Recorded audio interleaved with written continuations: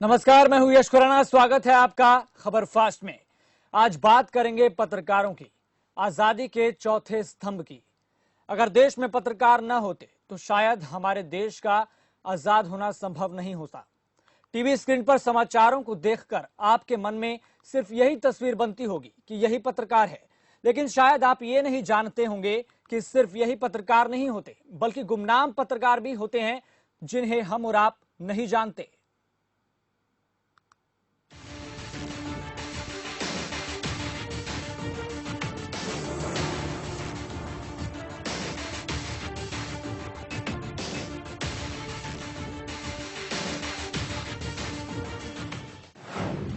हाँ, मैं पत्रकार हूँ, चलता फिरता समाचार हूँ। हाँ, मैं पत्रकार हूँ। कलम मेरी ताकत है, जान पर हजारों आफत है। फिर भी मैं ना किसी से डरता हूँ, हर दम हर पल सच्चाई ही लिखता हूँ। ईमानदार हूँ, फिर भी घृणा का शिकार हूँ। फिर भी मुझे गर्व है, हाँ, मैं पत्रकार हूँ। हाँ, मैं पत्रकार हूँ। हाँ, मैं कलमकार हूँ। हाँ, मैं देश की आजादी में भूमिका निभाने वाला एक ऐसा कलमकार हूँ जिससे पूरी की पूरी सियासत हिल जाती है। ये मुश्किल घड़ी है और इस मुश्किल घड़ी में भी देश तक पल पल की रिपोर्ट पहुँचाने के लिए अपने परिवार से दूर मैं अपना फर्ज निभाता हुआ दिखाई दे रहा हूँ। मेरी ही बदौलत देश के हर नागरिक के पास पहुंचती है देश दुनिया की हर खबर। लेकिन विडंबना तो देखिए, मेरी क्या हालत हो गई है। देश के लिए अपना फर्ज निभाने के बाद भी मुझे मिलता क्या है। मैं कोई नेता नहीं हूँ, ना ही कोई बिजनेसमैन हूँ। वैसे तो पत्रकारों को देश में अहम दर्जा लोग देते हैं, लेकिन जब बात पत्रकारों की अहमियत की आती है, उनकी जरूरत की आती है, तो हर कोई भूल जाता है कि मैं भी हूँ। मैं अपनी कलम से पूरी दुनिया को चेताता हूँ, लेकिन खुद मारा मारा फिरता हूँ। अब मैं समाज की नजर में, सरकार की नजर में अपनी इज्जत की बात करता हूँ। समाज मुझे बहुत इज्जत देता है। जब मैं किसी गली मोहल्ले से निकलता हूँ तो लोग सलाम करते हैं। जब कोई किसी की नहीं सुनता तो मैं उनकी सुनता हूँ। उनकी बातों को सरकार के सामने, देश के सामने पहुँचाता हूँ। लेकिन जब बात मेरी आती है तो ये जग मुंह मोड़ लेता है। मेरे काम को सराहा तो जाता है, लेकिन मेरे काम की कोई अहमियत नहीं है। मैं हर दिन अपनी जान हथेली पर रखकर अपनी ड्यूटी करता हूँ। जब मैं सच की आवाज उठाता हूँ तो मुझे धमकियाँ मिलती हैं। यहाँ तक समाचार चैनल्स पर जो लोगों को दिखाई देता है, लोग सिर्फ उसी को पत्रकार समझ लेते हैं। लेकिन पर्दे के आगे की कहानी पर्दे के पीछे से होकर गुजरती है, ये कोई नहीं जानता। सिर्फ पर्दे पर दिखने वाले पत्रकार नहीं होते, पर्दे के पीछे काम करने वाले भी पत्रकार होते हैं। फील्ड में कैमरे में कैद करने वाले भी पत्रकार होते हैं। अपनी कलम की ताकत से दुनिया को चौकन्ना करने वाले भी पत्रकार होते हैं। कुछ गिने चुने पत्रकारों को छोड़कर किसी को कोई दर्जा नहीं दिया गया। सबके लिए काम करने वाले पत्रकार का दुख कोई जानने की कोशिश नहीं करता। पत्रकार तो पूरे देश के लिए काम करता है। लोकतंत्र का चौथा स्तंभ होने के बाद भी ये नाइंसाफी क्यों है? ऐसे कई सवाल पूरे देश के पत्रकारों के जहन में बार बार हर रोज दस्तक देते हैं। मैं गर्व से कहता हूँ, हाँ, मैं पत्रकार हूँ।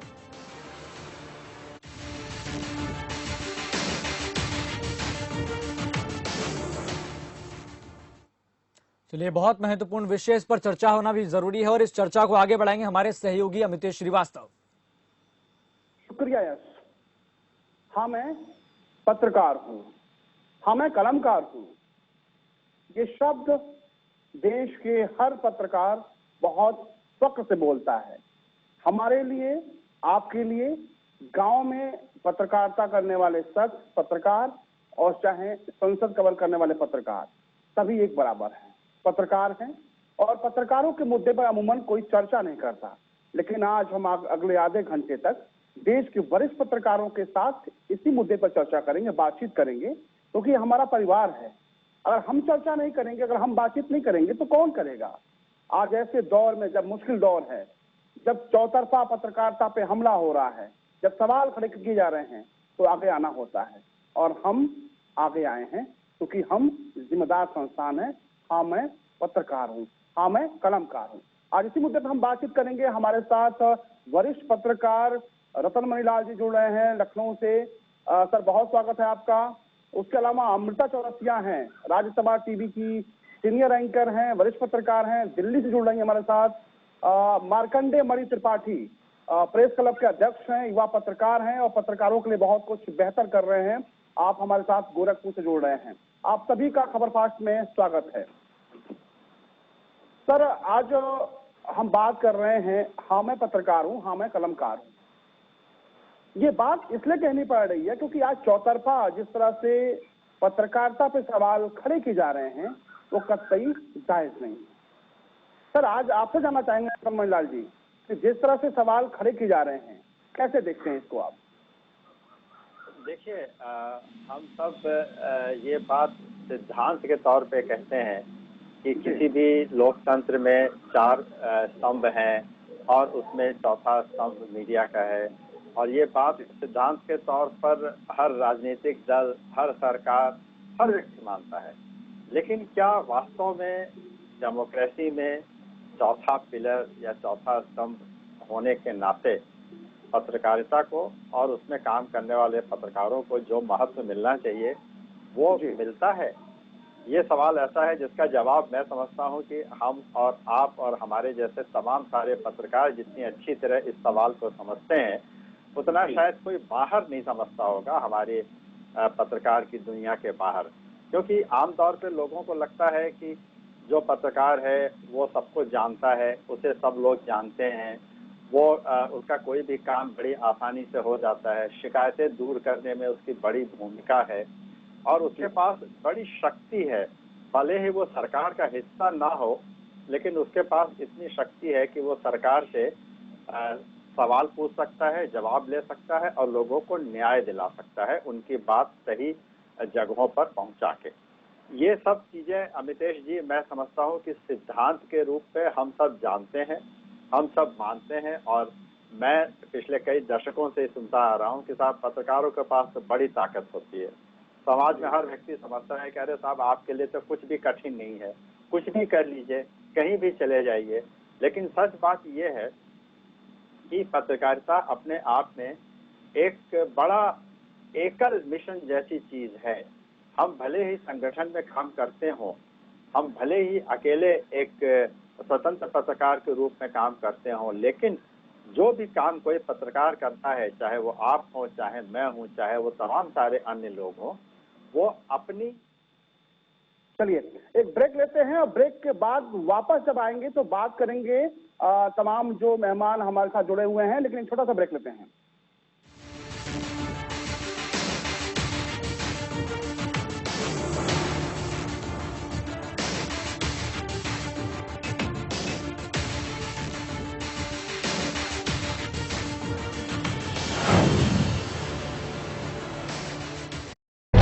जरा सोचिए, पिछले कुछ समय में न जाने कितने हाथ मदद के लिए उठे, न जाने कितने लोगों को मिला मेडिकल सपोर्ट, पर लड़ाई अभी लंबी है और हम इसके लिए पूरी तरह तैयार हैं। क्योंकि अब राशन से लेकर शेल्टर, एम्बुलेंस, वित्तीय सहायता और पुलिस सेवा जैसी सेवाएं होंगी एक ही जगह।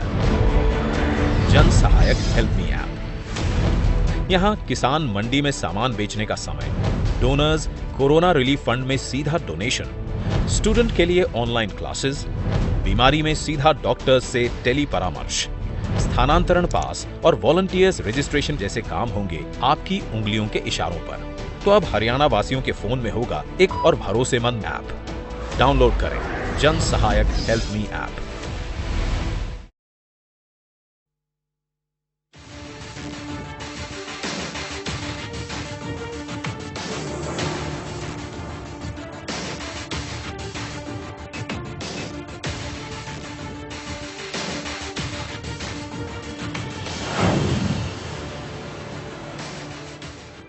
चलिए, ब्रेक के बाद एक बार फिर से आप सभी का स्वागत है।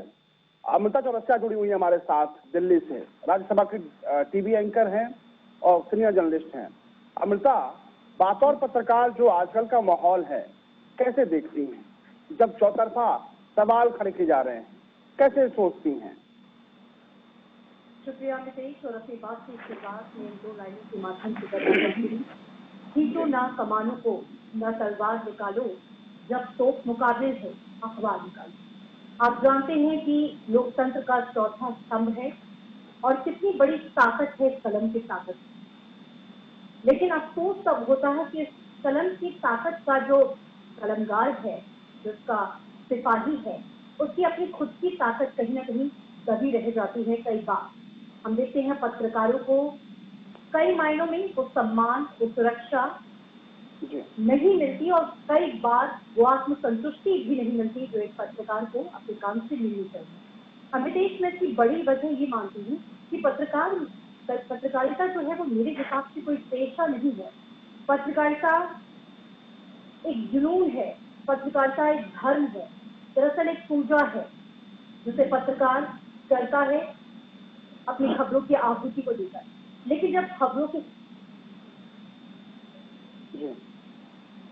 पेश न किया जाए, जब उसके महत्व, उसके औचित्य और उसके संदेश और उद्देश्य को भूलकर पत्रकारिता सिर्फ इसलिए की जाए कि हमें खबरों को मात्र देखना है, तो फिर वो पत्रकारिता नहीं व्यवसाय बन जाती है। और माफ कीजिएगा, आजकल यही हो रहा है। अमित, बिल्कुल। और तमाम जो तस्वीरें आती हैं मृता, उसको देख कर तकलीफ होता है, लेकिन फक्र भी होता है। आज जब देश संकट में है और आज जब कोरोना संकट से हम सब जूझ रहे हैं, तो पत्रकार भी बहुत अपनी महत्वपूर्ण भूमिका निभा रहे हैं। और ऐसी ही एक महत्वपूर्ण भूमिका निभा रहे हैं मार्कंडेय मणि त्रिपाठी हैं, प्रेस क्लब के अध्यक्ष हैं, युवा पत्रकार हैं, और जो कुछ भी कर रहे हैं उस पर फक्र होता है। मार्कंडेय मणि, आप एक बेहतर शुरुआत कर रहे हैं और हमने तस्वीरें देखी है किस कदर से आप कोरोना के इस दौर में पत्रकारिता के साथ जिस तरह से जरूरतमंदों को सामान उपलब्ध करा रहे हैं। सबसे पहले उसके बारे में जानना चाहेंगे कि किस तरह से आप मदद करते हैं लोगों की। जी देखिए अमितेश, हम लोग समाज के एक अहम अंग हैं। निश्चित तौर पे हम लोग पत्रकारिता करते हैं, समाज से जुड़े हुए हैं, समाज में हमारी स्वीकार्यता है। जैसा कि अभी अमृता ने बताया, नीलमणि जी ने बताया, देखिए पत्रकारिता पहले मिशन था, अब प्रोफेशन हो गया है। कहीं ना कहीं बदलाव हुए हैं, लेकिन जैसा कि कहते हैं कि यह चौथा स्तंभ है, बाकी 3 स्तंभ तो दिखाई देते हैं, चाहे वो विधायिका हो, न्यायपालिका हो, कार्यपालिका हो, ये दिखाई देते हैं, इनकी सुविधाएं दिखाई देती हैं, व्यवस्थित है। चौथा स्तंभ नहीं दिखाई देता है। हम लोग समाज से हैं, हम लोगों की जिम्मेदारी भी है, और कहीं ना कहीं यह जो आपदा आई है, आप इसको अंतर्राष्ट्रीय, राष्ट्रीय जो भी कह दीजिए, यह मेडिकल इमरजेंसी है। इसमें तमाम लोग भूखे हैं, जो शहर में हैं, जो गांव तक नहीं पहुंच पा रहे हैं। तो हम लोग कवर करते और देखते, या उनका दर्द हमको महसूस होता है कि किस तरह से मजबूर हैं। और प्रशासन, देखिए हम लोग बड़ा जुड़े रहते हैं प्रशासन से, या जो बाकी और अन्य संस्थाएं हैं, तो ये हम मानते हैं या देखते हैं कि जब तक वो मदद पहुंचेगी तब तक उनको जो उसकी आवश्यकता नहीं रहेगी, या तो बीमारी खत्म हो जाएगी या वह जो है भूख से मर जाएंगे। तो इसको समझते हुए हम लोगों ने बीड़ा उठाया कि हम जो है चल के लोगों तक मदद पहुंचाएं। और इसमें हम लोग चूंकि पत्रकार हैं, निश्चित तौर पे इतना अपने पास पैसा नहीं होता है, इस तरह के सिस्टम नहीं है कि हम कहीं से ला के करें। तो समाज के जो अच्छे लोग हैं उनको अपने से जोड़कर, और शहर में जो बस्तियां हैं, शहर के बाहर हैं, शहर के भीतर हैं, जो निराश्रित हैं, जो बंजारे हैं, उनको शाम को हम लोग खाना का पैकेट जो है बनवा के बंटवाते हैं, और दिन में कच्चा राशन उपलब्ध कराते हैं, जैसे कि दाल, चावल, सब्जी। तो ये हम लोग कर रहे हैं, और कोशिश कर रहे हैं कि जब तक लॉकडाउन रहे तब तक यह पहुंचे, लोगों तक मदद पहुंचे। शुरू में तो जब फर्स्ट फेज था तो काफी लोग निकल के आए थे, लेकिन हम लोग जान रहे थे कि जैसे जैसे बढ़ेगा लॉकडाउन, वैसे वैसे धीरे धीरे सबकी अपने सीमित संसाधन होते हैं, तो धीरे धीरे लोग कटने लगेंगे। तो हम लोग उसको बृहद स्तर पे सबको जोड़ के और एक जगह एक पैकेट बनाते हैं और उसको हम लोग वितरित करते हैं।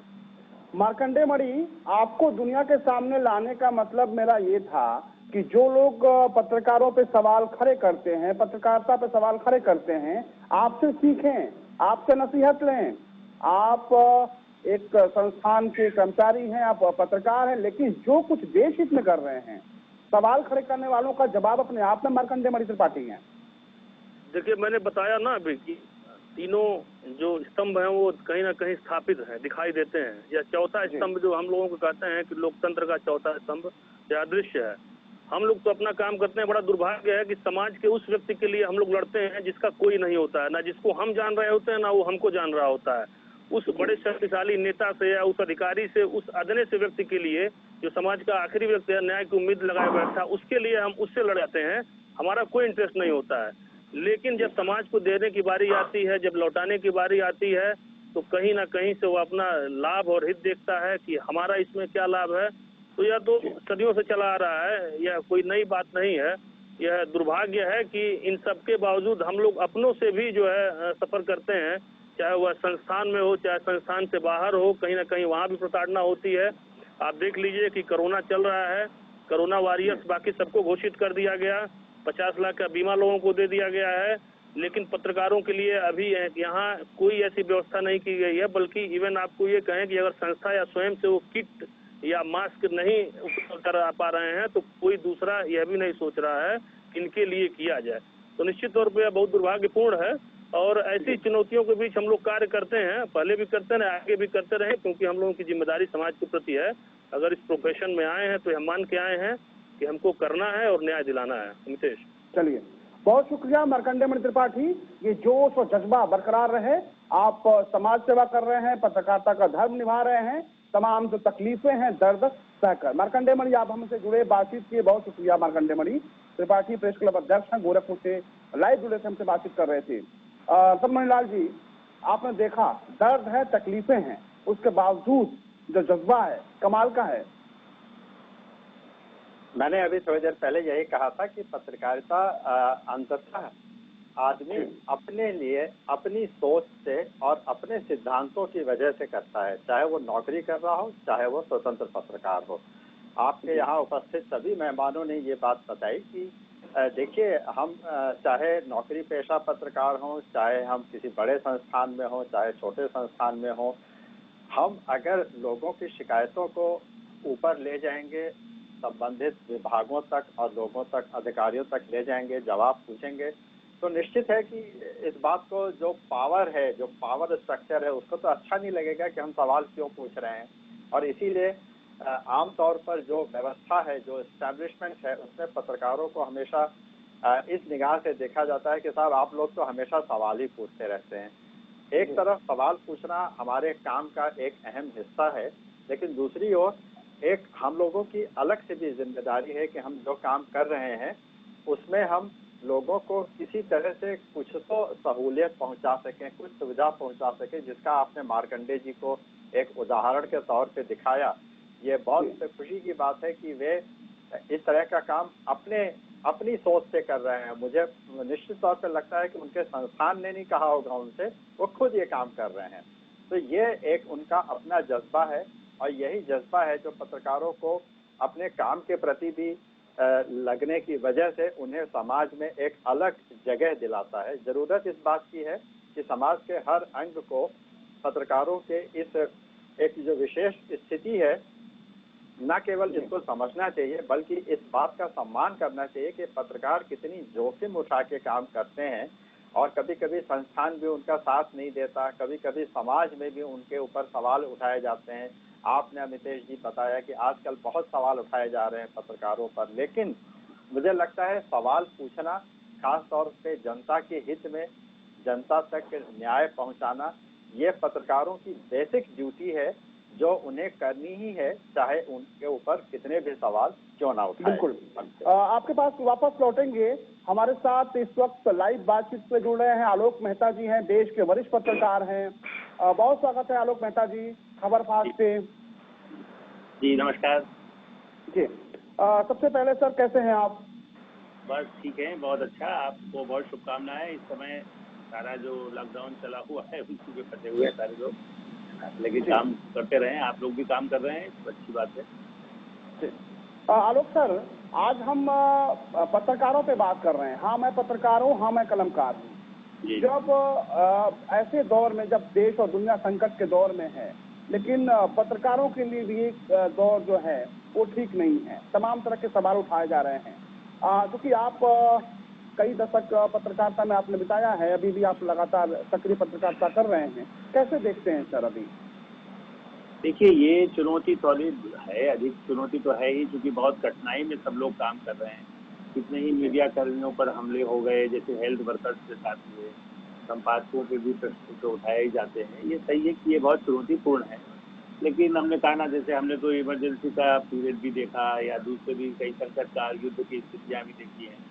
ऐसी स्थिति में पत्रकारों के लिए हमेशा चुनौतियां रही हैं। इस बार अधिक चुनौती है। और जहाँ तक सवाल उठाने की बात है, ये पीछे की पूर्वाग्रह को लेकर के, चाहे वो गांधी जी के समय का काल हो या उसके बाद का हो, आज़ादी के पहले और आज़ादी के बाद भी सवाल पत्रकारिता को लेकर के उठते रहे हैं। लेकिन उसलिए जिसको जो काम कर, डॉक्टरों को लेकर के उठता है, किस दवाई पर आपको, किस डॉक्टर पर भरोसा नहीं है तो आप कह देंगे कि साहब वो तो ठीक डॉक्टर नहीं है, इलाज नहीं होगा। तो इसलिए ये हमारे सैनिक है, पुलिस सिपाही ये कोशिश करता है, फिर भी डकैती हो जाती है। सेना में कई बार हमले हो जाते हैं, लेकिन उसके बाद भी वो सेना का काम करते रहते हैं। तो मुझे लगता है कि हाँ, ये समय जरूर ऐसा है, जिस समय पूरी दुनिया और देश लड़ रहा है, उस समय पत्रकारों को जब अच्छा काम कर रहे हैं, कई हमारे पत्रकार साथी मृत्यु के इस कोरोना से प्रभावित हुए। कल ही दिल्ली में आज भी एक खबर आई, तो बहुत अच्छे फोटोग्राफर प्रदीप जैन, उनको भी कोरोना के शिकार हुए, चूंकि वो जाते थे फील्ड में। तो मुझे लगता है कि पत्रकारों का सम्मान होना चाहिए, लेकिन उनके साथ में चुनौती तो है ही। जब हम अस्पताल में जाते हैं, अभी ये कोरोना है, लेकिन पहले भी कोई ऐसी घटनाएं, टीबी के अस्पताल में जाते हैं, तब भी टीबी के अस्पताल की रिपोर्टिंग करते समय मैं भी गया हूँ एक समय में, जब स्वास्थ्य मंत्री को बहुत पहले राजीव गांधी कार्यकाल में भी तब होता है। आप टीबी के अस्पताल में जाएंगे, हो सकता है किसी दूसरे का कीटाणु आपको लग जाए। वो खतरे भी उठाने पड़े हैं पत्रकारिता में, या हमले हैं, चाहे वो इमरजेंसी का काल रहा हो या बाद का काल रहा हो। आपके यहाँ भी पत्रकारों पर हमले हुए, देश में और लोगों पर भी हुए। हम बिहार में रहे, वहाँ पर भी हमले हुए चारा कांड छापने पर। तो ये सब हमारी प्रोफेशन के समस्याएं हैं, लेकिन समाज से अपेक्षा ये होती है कि ज़्यादा, चूँकि आप हरियाणा से, आपका बहुत अच्छा चैनल आप चला रहे हैं, समाज से हमें यही आग्रह रहता है कि भाई कुछ लोग हो सकता है कि जो दिल्ली में, मुंबई में, या हम लोग जो बड़े पदों पर बैठे हो सकता है उनके ऊपर आप कुछ बात कहें, लेकिन सैकड़ों अच्छे पत्रकार कम तनख्वाह में, कम सुविधाओं में जो काम कर रहे हैं, उनके प्रति सम्मान रखें, उनको साथ सहयोग करें। वो आपकी समस्याओं को दुनिया तक पहुंचाते हैं। और सरकार या प्रधानमंत्री स्तर तक भी पत्रकारों की सूचनाओं से ही, कोई प्रधानमंत्री हो से लेकर के, और ट्रम्प भी पत्रकारों से, तो ट्रम्प कितना नाराज रहते हैं। लेकिन इसका मतलब नहीं कि पत्रकारिता वो कहेंगे कि देखिए उन्होंने हमारे, वो तो भारत आए तब भी उन्होंने अपने अमेरिकन पत्रकार को बड़ी बेइज्जत किया प्रेस कॉन्फ्रेंस में, इस तरह से कह दिया कि वो हो, गड़बड़ हो, ये वो। ऐसा कभी भारत के प्रधानमंत्री कभी अपमानित नहीं करते किसी भी देश को, लेकिन राष्ट्रपति ट्रम्प ने किया था। तो मुझे लगता है कि ये एक ऐसी चुनौती है जो पहले से, इस समय जरूर, क्योंकि ऐसे भयानक स्थिति में बाहर निकलना कठिन है, लोगों से बात करना कठिन है। उसके बाद यदि भीड़ वहाँ पर इकट्ठी है, पुलिस वालों पर पत्थर भाग रही है, तो मीडिया कर्मी भी घायल होते हैं। इस दृष्टि से हम लोग अपना कर्तव्य कर रहे हैं कि समाज स्वस्थ रहे, कुशल रहे, और उनके लिए हम जो कुछ कर सकते हैं वो हम करते हैं। ज़्यादातर लोग वही है, कुछ हो सकता है गड़बड़ हो। जहाँ तक ये बात है कि कोई पत्रकार, वो हर समाज में कहीं भी कोई गड़बड़ हो सकता है। राजनीति में बहुत ईमानदार लोग भी बहुत हैं और गड़बड़ लोग भी बहुत हैं, लेकिन गड़बड़ लोग राजनीति में शायद ज़्यादा माने जाते हैं। लेकिन मेरा ऐसा मानना है कि हर क्षेत्र में, और ऐसा नहीं कि आज पत्रकार गड़बड़ है, गड़बड़ बहुत पहले भी रहे हैं। आज से 20 साल पहले भी। मेरे पास वक्त की कमी है आलोक सर, मेरे पास वक्त की कमी है। संक्षेप में आपसे जानना चाहेंगे, क्या संदेश देना चाहेंगे आप युवा पत्रकारों को, क्योंकि आपने पत्रकारिता में कई दशक बिता दिए हैं। युवा पत्रकारों को संक्षेप में क्या संदेश देना चाहेंगे ऐसे मुश्किल दौर में? देखिए, मेरा मानना है कि युवा पत्रकारों को साहस के साथ अपने स्वास्थ्य को ध्यान में रखकर पूर्वाग्रह से हट करके निष्पक्षता के साथ रहना चाहिए। अब तक हमारा अनुभव किसी के साथ ठीक नहीं हो, लेकिन समाज के लिए पूरा निष्पक्ष भाव हो, ईमानदारी होगी, तो हमारी जो प्रतिष्ठा है, हमारी जो विश्वसनीयता है, वो बनी रहेगी। यही हमारी सबसे बड़ी ताकत होगी। बहुत शुक्रिया आलोक मेहता सर, आप जुड़े, हमसे बातचीत किए। अपना ख्याल रखिएगा। आलोक मेहता, वरिष्ठ पत्रकार। जी, अमृता चौरसिया, आपने सुना आलोक मेहता जी को, जो बातें कही, चुनौती कही है। मानती हैं आप दर्द तकलीफों के साथ पत्रकारों को इस वक्त चुनौतियों का भी सामना करना पड़ रहा है। विश्वसनीयता भी एक बहुत बड़ी चुनौती है। अमृता,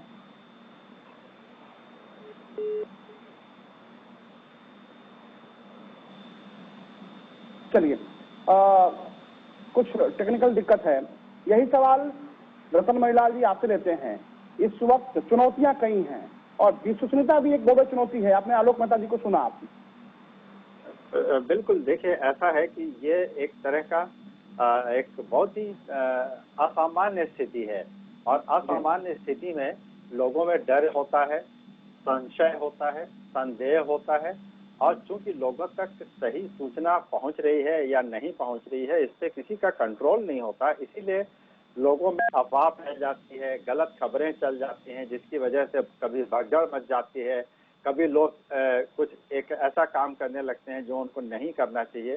तो मुझे लगता है चूंकि ये स्थिति एक्स्ट्राऑर्डिनरी है, असामान्य स्थिति है, इसीलिए पत्रकारों की जिम्मेदारी कहीं ज्यादा बढ़ जाती है कि हम एक तो बिल्कुल सही स्थिति से लोगों को अवगत कराते रहें, किसी भी तरह की गलत खबर को या फेक न्यूज को आगे न बढ़ाएं और अगर ऐसा है तो लोगों को आगाह करें, उन्हें हम सावधान करें कि वो गलत खबरों से उसमें न जाएं, क्योंकि इस तरह से करने पर न केवल भगदड़ मचती है और तमाम सारे जो बंधन लॉकडाउन की वजह से लगाए गए हैं वो टूटते हैं, बल्कि हमारे स्वास्थ्य पर इमीडिएटली इन्फेक्शन का या बीमार पड़ने का खतरा भी बढ़ जाता है।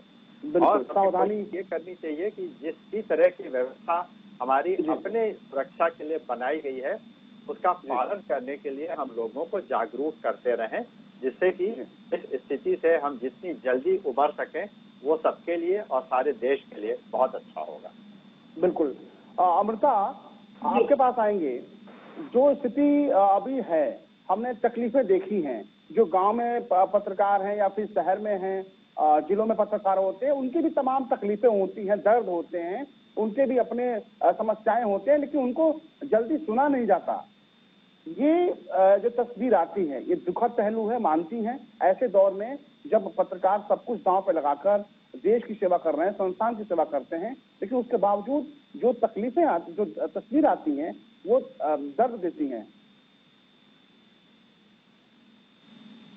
बिल्कुल अमितेश, आपकी इस बात का जवाब मैं ऐसे देना चाहूंगी क्योंकि जैसा कि आलोक सर ने भी कहा कि जिस तरीके से हर पेशे में अच्छे और बुरे दोनों लोग होते हैं, तो कुछ पत्रकार जिन्होंने पत्रकारिता को अगर बदनाम किया है तो उसके उस तराजू पे मैं लोगों से ये गुजारिश करना चाहूंगी कि सबको ना तोलें, क्योंकि पत्रकार जो होता है वो जनता, प्रशासन यानी सरकार के बीच में एक सेतु का काम करता है।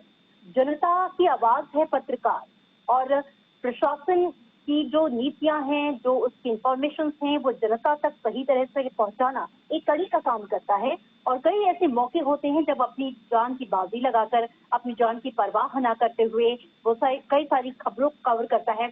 ऐसे में पत्रकार की सुरक्षा, उसका सम्मान न सिर्फ वहाँ के प्रशासन, सरकार की जिम्मेदारी है, लोगों की भी ये जिम्मेदारी है कि पत्रकारिता की जो अहमियत है उसको समझें और एक पत्रकार को उसका वाजिब जो सम्मान है उसे दें। पत्रकारों के लिए जरूर प्रशासन की तरफ से ऐसे कदम उठाने चाहिए ताकि अगर उनके साथ कोई दुर्घटना उनके पेशे के दौरान, काम के दौरान होती है तो उसको कंपनसेट किया जाए। दुर्भाग्य से ऐसा नहीं है। पत्रकार सिर्फ वही नहीं है जो टीवी पे आते हैं, आपको दिन रात दिखते हैं समाचार पढ़ते हुए, क्योंकि वो स्क्रीन के सामने है तो आपको लगता है कि ये पत्रकार है, लेकिन वो पत्रकार जो ग्राउंड रिपोर्टिंग करते हैं, जिलों में, गलियों में, दूर दराज के इलाकों में, गांव में दूर दराज की खबरें आप तक लेकर पहुंचाते हैं। पत्रकारिता दरअसल वही जमीनी पत्रकारिता है जो वहां से शुरू होती है और ऐसे पत्रकारों को ना अच्छा वेतन मिलता है, ना सही सम्मान मिलता है, ना उनकी सुविधा के लिए सरकार और प्रशासन कोई कदम उठाती है, जो कि चिंतनीय है।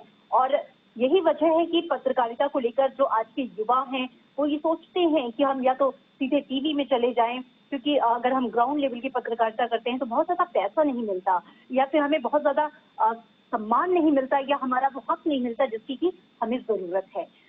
तो अगर ये देश का चौथा स्तंभ है तो उसे चौथे स्तंभ की तरह हमें मान सम्मान भी देना होगा, उसे उसी तरीके से ट्रीटमेंट देना होगा। ये बहुत आवश्यक है और पत्रकारों को भी अपनी ये जिम्मेदारी समझनी होगी कि इसको सिर्फ एक बिजनेस की तरह ना लेके, खबरों को चूंकि सिर्फ बेचना नहीं है, खबरों को जनता तक पहुंचाना है, एक सही मैसेज के साथ अवेयरनेस फैलानी है और पत्रकारों को अपनी ये जिम्मेदारी समझनी होगी कि हम उस खबर के साथ खिलवाड़ कतई ना करें, क्योंकि आपके कंधों पर बहुत बड़ी जिम्मेदारी है पत्रकार के रूप में।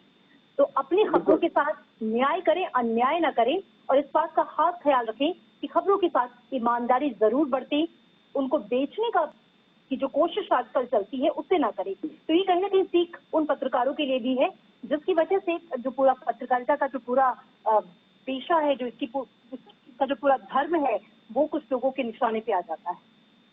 बिल्कुल अमृता, आपने बहुत महत्वपूर्ण बात कही। रतन लाल जी, मेरे पास वक्त की कमी है, बहुत संक्षेप में आपसे जानना चाहेंगे, चूंकि ये मुद्दा पत्रकारों के हित की बात और पत्रकारों के दरअसल जो इश्यूज होते हैं बहुत कम देखने को मिलते हैं, लेकिन हमने जिम्मेदार संस्थान होने के नाते आप लोगों को इस मुद्दे पे आप लोगों से बात करना मुनासिब समझा। अमूमन बात कोई नहीं करता पत्रकारों के हित की। क्या कहना चाहेंगे आप, क्या संदेश देना चाहेंगे देश के पत्रकारों को जो दिन रात एक किए हुए हैं, तमाम तकलीफों को सह के, तमाम जलालतों को सह के, तमाम आरोप प्रत्यारोप के बीच? देखिए, पत्रकारिता के सामने और पत्रकारों के सामने चैलेंजेस हमेशा रहे हैं। हाँ, हर कुछ सालों पे ये चैलेंजेस, ये चुनौतियां न केवल बदलती जाती हैं बल्कि और गंभीर होती जाती हैं। पहले संस्थान नहीं थे, नौकरियां नहीं थी और इतने सारे ओपनिंग्स नहीं थे। अब ओपनिंग बढ़ी हैं, संस्थान बढ़े हैं, पत्रकारों की संख्या बढ़ी है, इसमें कोई शक नहीं, लेकिन उनके काम करने की जो कंडीशंस हैं, जो उनके साथ मिलने वाली सुविधाएं हैं, उन पर अभी समुचित ध्यान नहीं दिया जा रहा है। और ऐसे संकट काल में जब पत्रकार इतनी बड़ी जिम्मेदारी निभा रहे हैं तो मुझे लगता है इस जिम्मेदारी को निभाते हुए पत्रकारों को ये कोशिश करनी चाहिए कि वे अपनी वो सम्मान को बनाए रखें, अपनी जो एक निष्पक्षता है उसको बनाए रखें। और सरकार और बाकी इस्टेब्लिशमेंट से ये अपेक्षा की जाती है कि कम से कम पत्रकारों को अगर आप चौथा स्तंभ मानते हैं तो इस स्तंभ को मजबूत कीजिए, इसे अपने एडवर्सरी के तौर पर, अपने विरोधी के तौर पर ना लें, बल्कि उन 4 स्तंभों में से एक माने जिस पे ये लोकतंत्र टिका हुआ है। बहुत शुक्रिया रतन लाल जी आपका। अमृता चौरसिया, आपका बहुत शुक्रिया, आपने अपना कीमती वक्त दिया। आलोक मेहता जी, आपका शुक्रिया। मार्कंडेय मणि त्रिपाठी, आपका बहुत शुक्रिया। तो दरअसल टीवी पर दिखने वाले चंद चेहरों को देखकर आप पत्रकारिता का अंदाजा मत लगाइए, पत्रकारों को मत कोसिए। हमारी एक रिक्वेस्ट है, निवेदन है कि दरअसल सिर्फ टीवी पे आने वाले, दिखने वाले चंद पत्रकार ही पत्रकार नहीं है, बल्कि उन तक तमाम खबरों को पहुंचाने वाले गांव से लेकर शहर तक तमाम पत्रकार इस पेशे में हैं। ऐसे में आप चंद लोगों को लेकर ही अपना पैमाना मत नापिए उनको। दूसरी बड़ी बात है कि कभी भी कोई पत्रकार आपसे मिले तो सम्मान जरूर दीजिए, क्योंकि वो भी एक इंसान है और आपकी सेवा कर रहे हैं, आपकी बातें सरकार तक पहुंचाते हैं, देश की सेवा कर रहे हैं। आज मेरे साथ बस इतना ही। देश और दुनिया की बाकी ताजा तरीन खबरों से चलते हैं दिल्ली स्टूडियो यस के पास। तो देखा आपने, कुछ ऐसी ही है पत्रकारों की दास्तां। पत्रकार आजादी के चौथे स्तंभ हैं, फिर भी आर्थिक रूप से कमजोरी का शिकार है। किसी भी तरह की कोई मदद की उम्मीद बेमानी है। कोरोना महामारी के दौरान काफी पत्रकार आपको लोगों की सेवा करते हुए दिखाई दे जाएंगे, ये भी एक हकीकत है। और आगे से भी इस कदम को आगे बढ़ाते हुए इसको अपने पूरी तरह से हेल्प कर रहे हैं, मदद कर रहे हैं। लेकिन सवाल यह है कि आखिर कब तक पत्रकार अनदेखी का शिकार होते रहेंगे? इसी सवाल के साथ अब मुझे दीजिए इजाजत। इस चर्चा में फिलहाल इतना ही। नमस्कार।